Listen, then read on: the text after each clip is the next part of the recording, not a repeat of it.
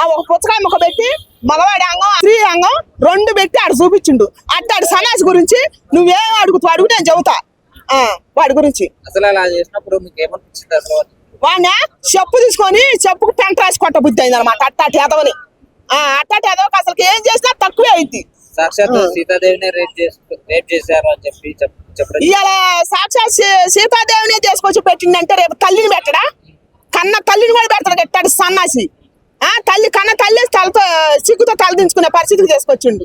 వాడికి ఏం పని అండి? సీతాదేవి కాడికి పోయిండు. ఇక్కడ వచ్చింది బట్టలు ముచ్చటి ఇప్పుకునేది కప్పుకునేది కాడికి వచ్చింది. ఇక్కడ వచ్చింది సంస్కారం సంస్కృతి వచ్చింది. దేవతల కాడికి ఎందుకు పోయిండు? వాడికి ఏం పని? అది ఇచ్చింది ఎవరు? మనమేగా.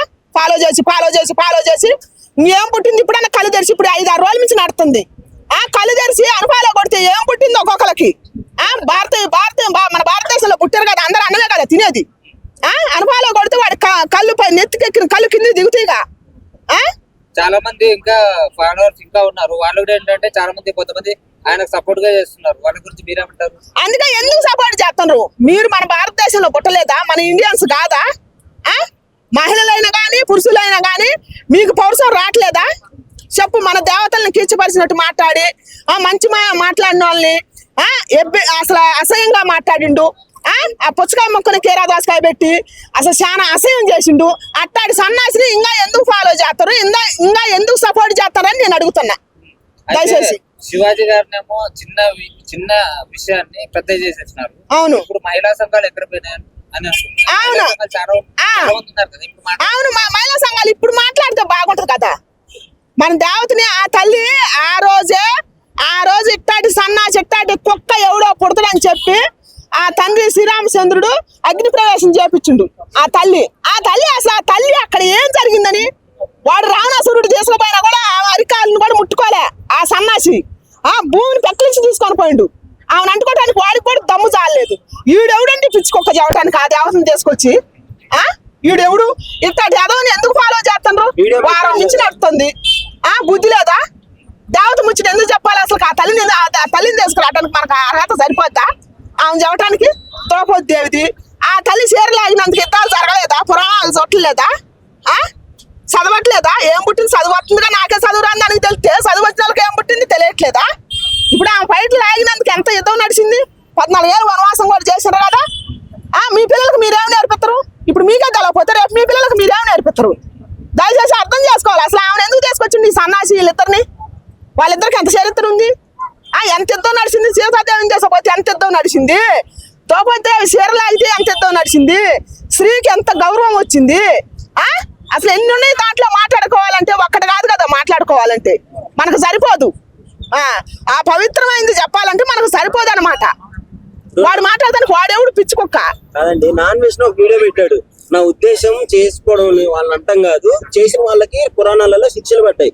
ఇక్కడ 60,000 రేపులు జరిగినా కానీ ఇండియాలో శిక్షలు పడట్లేదు అని చెప్పిండు ఆయన. మరి దాని గురించి మాట్లాడాలా? ఆ సన్నాసి అనిమేష్ సన్నాసి అనేవాడు ఆ పిచ్చి కుక్క దాని గురించి మాట్లాడాలా? మన ఇండియాలో అభంశం ఉన్న పిల్లలు రేపుకు గురి అవుతుండ్రు. హాస్టళ్లలో, గురుకుల హాస్టళ్లలో, కాలేజీలలో ఉత్తర పనికి పోయి వచ్చేవాళ్ళు, బ్రతకడానికి పోయి వచ్చేవాళ్ళు లేడీస్ చాలా మంది మానభంగాలకు గురి అవుతుండ్రు. వాళ్ళ అరాచకంగా చంపేస్తున్నారు కాల్చి కట్నాల కోసం. అత్త మామలు ఏదిచ్చి మొగుడు ఏదిచ్చి అనుమానం అని ఒకడు చంపేస్తా. వాళ్ళ గురించి మాట్లాడాలి కదా. మరి అది మాట్లాడకుండా సీతాదేవిని ఎందుకు తీసుకొచ్చిండు? అది కదా వాడు మాట్లాడాల్సింది. సీతాదేవిని ఎందుకు తీసుకొచ్చిండు? ద్రౌపది దేవిని ఎందుకు తీసుకొచ్చిండు? గరగపాటి నరసింహరావు గారిని ఎందుకు తీసుకొచ్చిండు? శివాజీ గారిని ఎందుకు తీసుకొచ్చిండు? ఈ సన్నాసి ఇవన్నీ ఎందుకు రావాలా? మరి తప్పు కాదా? ఇప్పుడు ఏం చేస్తున్నాయి ఈ మహిళా సంఘాలని నేను ప్రశ్నిస్తున్నా. ఈ ఉమెన్ కమిషన్ ఇప్పుడు ఎందుకు గట్టిగా పడతలేదు? మంచి చెప్పిన కూర్చోబెట్టి ధర్మాన్ని తలదించుకునేటట్టు ఎందుకు చేయాలా? అధర్మం మాట్లాడిన గురించి ఎందుకు మాట్లాడతలేదు? అంటే వాడు సన్నాసనే. గరకపాటి గారి పైన కూడా కొన్ని వ్యాఖ్యలు చేయడం జరిగింది కదా, ఆయన గురించి గరకపాటి గారు కూడా తీసుకొస్తారు. అసలు బుద్ధి లేకుండా సమాజానికి మంచి చెప్పిన కూడా తీసుకొస్తారు. ఎందుకంటే కొంతమంది తీసుకొస్తారు. నేను చెల్లులో చెప్తున్నా. ఏమిటికని? అసలు అన్నం తింటారా గడ్డి తింటారా? ఆయన మంచి కదా మన సమాజానికి అందించింది. మంచి వేదాంతి కదా. అట్లాంటి వ్యక్తిని తీసుకొచ్చి పెడతారు. మరి మనకు మంచి నేర్పే గురువు ఎవరు? చెడిపోతారు. ఇప్పుడు అంత మంచి నేర్పితేనే చెడిపోతారు. మొన్న నేను చూసిన ఒక అమ్మాయి 2 అబ్బాయిలు మార్చింది. అట్లాంటి అమ్మాయిని ఇంటర్వ్యూ చేశారు. ఒక్క ఇంటర్వ్యూ చేశారు. నేను చూసిన.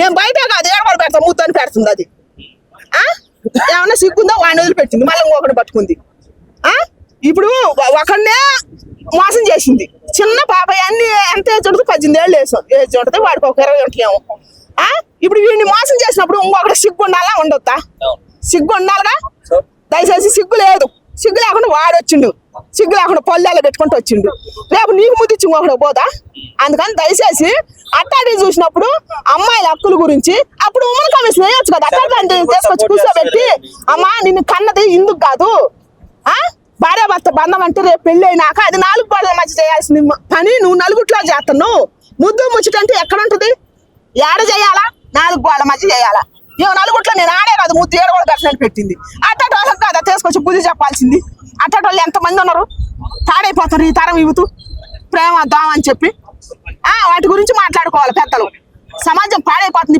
ఇప్పుడున్న యువత ముందు తరాలకు ఎంతో భవిష్యత్తునిచ్చింది మొన్న ఇప్పుడు 8 రోజులు అయిందండి నాకు మనవరాలు పుట్టింది ఆ రోజు ఎంతమంది 3000 మంది దాకా పుట్టినారు అప్పుడు ఈ రేపు వచ్చే తరానికి ఆ మహిళలకి ఏం సందేశం ఇస్తున్నారు వాళ్ళకి ఆ తల్లుల గురించే శివాజీ గారు మాట్లాడింది వాళ్ళకి మంచి భవిష్యత్తు రావాలనే కదా ఇట్టాటి వాళ్ళు ఇట్టాటి అసభ్యంగా చేస్తారనే కదా ఇక్కడ ఉన్న లేడీస్ అవి మాట్లాడుకోవాలా అసలు అవి ఎవరు మాట్లాడరే ఎందుకని ఇట్లాంటి చాలా జరుగుతున్నాయి ఎందుకు మాట్లాడతలేదు ప్రేమ అని చెప్పి చంపుకుంటారు ఒకళ్ళనొకళ్ళు జీవితాలు నాశనం చేసుకుంటారు దాని గురించి కదా ఓవర్ కమిషన్ మాట్లాడాల్సింది మహిళా సంఘాలు మాట్లాడాల్సింది వాళ్ళిద్దరిని తీసుకొచ్చి కూర్చోబెట్టి ఇప్పుడు ఒకరిని తీసుకొచ్చి కూర్చోబెట్టి చెప్తే రెండో వాళ్ళకి సిగ్గుతుంది కదా మంచి చెప్పిన శివాజీ గారికి ఎందుకు ఇంత పనిష్మెంట్ అని నా ఆవేదన రియాక్ట్ అయ్యింది కదా అన్సూయ ఏమంటుందంటే నా బట్టలు నా ఇష్టం ఇవ్వడానికి అన్నట్టు చెప్తుంది అదే చెబుతుంది ఆమె అనసూయ గారు ఆమె బట్టలు ఆమె ఇష్టమే ఆమె అప్పుడు ఏం చేయాలంటే ఆమె ఇంట్లో చేసుకోవాలా వాడు చేసుకున్నాడు సన్నాచంటూ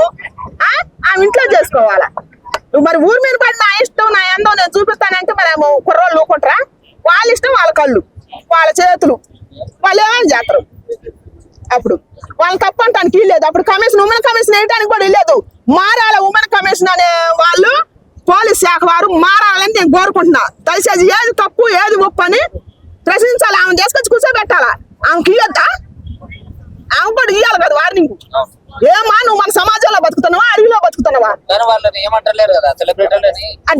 డబ్బు ఉందనే డబ్బు అసలు ఎవరు శివాజీ గారి మీద ఫిర్యాదు ఇచ్చింది ఆయన మీద ఫిర్యాదు ఇచ్చిన వాళ్ళు ఎవరు అసలు శివాజీ అన్న కనుక్కోవాలి దయచేసి కనుక్కోవాలి అసలు ఎవరు అసలు ఆ మానవత్వం పాప ఆ దేవుళ్ళు ఎవరు హక్కుల గురించి ఆడవాళ్ళ హక్కుల గురించి మాట్లాడే వాళ్ళు ఎవరు అది తెలితే బాగాయా దయచేసి అసలు ఎవరు ఇచ్చారు ఆయన మీద కంప్లైంట్ అది తెలియట్లేదు అయితే మళ్ళీ ఇప్పుడు కెమెరా వచ్చి చెప్తున్నాడు అంటే నేను మాట్లాడింది తప్పే నేను ఆ ఉద్దేశంతో నేను అనలేదు అని చెప్పి చెప్తా ఉన్నాడు మళ్ళీ ఇప్పుడు వచ్చి ఏం చెప్తాడు మరి అప్పుడు ఈ సిగ్గు ఏం జనానికి ఏం చెప్తాడు సిగ్గు లేదు కాబట్టి మంచి చెప్పడం నాకు తప్పైంది అని అన్నాడు ఇంకా నేను ఎప్పుడు చెప్పనని కూడా అన్నాడు ఒక మైకి పోతే కూడా పాప 2 చేతులు దండం పెట్టింది అక్కడ బాధ కనరాట్లేదా అన్ని కానొస్తున్నాయి స్పష్టంగా ఆయన ఆడవాళ్ళని కిచ్చిపరిచే వ్యక్తి అయితే ఆ బాధ కానరాదు వేరే ఉంటది అసలు ఆయన ఎందుకు చెబుతాడు అప్పుడు ఆయన చెప్పడుగా నువ్వే వేసుకొని వస్తే నాకెందుకని మేలకొనట్లేదు కదా మరి అది అర్థమవుతుంది మనకి ఇలాంటి వాళ్ళు చాలా మంది అంటే యూట్యూబర్లు చాలా మంది ఉన్నారు అంటే వాళ్ళు ఏం నేర్చుకోవాలి ఇలాంటి విషయాలు